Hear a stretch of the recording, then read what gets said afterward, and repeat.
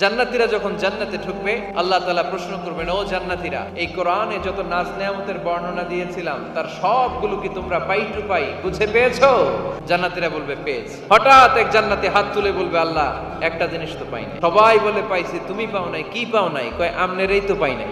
সব দেখলাম, সব খাইলাম, সব দেখলাম, কিন্তু আপনারা তো দেখলাম না। আল্লাহ তাআলা তখন বিশাল জান্নাতের এক কনফারেন্স রুমে সবাইকে বসিয়ে আল্লাহর দিদার মানুষকে দেখাবেন। আল্লাহ তাআলা তার গোপন সৌন্দর্যকে সেদিন জান্নাতীদের সামনে প্রকাশ করে দিবেন। আল্লাহর হাবিব বসবেন ওই কনফারেন্স রুমে সবার সামনে। আল্লাহর হাবিবের পেছনে বসবে অন্যান্য নবীরা।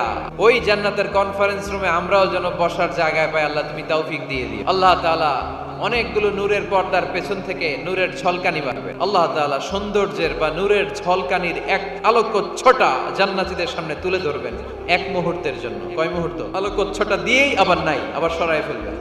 ওই এক মুহূর্ত দেখে জান্নাতীরা পাগল হয়ে যাবে।